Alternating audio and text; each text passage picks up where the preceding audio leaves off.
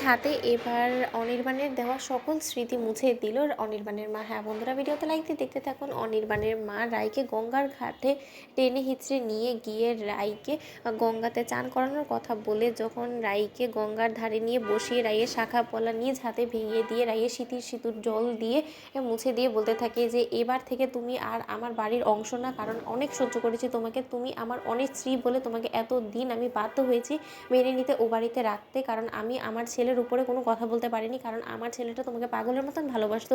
শুধুমাত্র আমার ছেলের মুখের দিকে তাকিয়ে আমি তোমাকে মেনে নিতে বাধ্য হয়েছিলাম, কিন্তু এবার যখন আমার ছেলেকে তুমি চিবিয়ে গিলে খেয়ে ফেলেছো তাহলে তার কোনো কিছু অবশিষ্ট রইল না। তাহলে আমার ছেলের যে বেঁচে থাকা যে স্মৃতিগুলো আছে সেগুলোই বা কেন আমি তোমাকে আঁকড়ে ধরে বাঁচতে দিব? সেই সকল স্মৃতি আমি নিজ হাতে মুছে দিব। অন্যদিকে রাই বলতে থাকে যে আপনি যতই আমার কপাল থেকে সিঁদুর মুছে দিন না কেন, আমার হাতের শাখা পলা ভেঙে দিন না কেন, কিন্তু তার শর্ত মন থেকে কিন্তু কোনোদিন আপনি অনির্বাণকে মুছে দিতে পারবেন না। আমার মনে চিরকাল অনির্বাণ থাকবে এবং আমি আপনাকে গ্যারেন্টি দিয়ে বলতে পারি যে খুব শীঘ্রই অনির্বাণ ফিরবে আমার জীবনে আবারও। তখন আপনি নিজে আফসোস করবেন যে আপনি আপনার ছেলের বেঁচে থাকার শেষ স্মৃতিটুকু আপনি মুছে দিয়েছেন, আপনি আপনার ছেলের সকল চিহ্ন নিজ হাতে নষ্ট করে দিয়েছেন, তার জন্য আপনি নিজে আফসোস করবেন। এই দিনও একদিন আপনাকে দেখতে হবে, আপনি এই কথাটা মাথায় রাখবেন।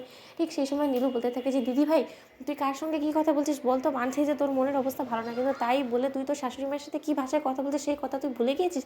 ঠিক সেই সময় রাইয়ের মা বলতে থাকে যে নীলু, তুই আর যাই হোক না কেন রাইকে শিক্ষা দিতে যাস না, কারণ তোর নিজের শিক্ষাই তো এখনো পর্যন্ত ভালো হয়ে উঠতে পারিনি, তাহলে তুই অন্যকে কী শিক্ষা দিচ্ছিস বলতো? আর তুই যে কথা দিদির মাথায় ঢোকানোর চেষ্টা করছিস সেটা আমার মনে হয় না যে তোর খুব একটা চেষ্টা করতে হবে, কারণ দিদি অলরেডি সে সব কথা বুঝে গিয়েছে এবং সে মেনেই নিয়েছে যে তার ছেলের মৃত্যুর পেছনে আমার মেয়েই একমাত্র দায়ী।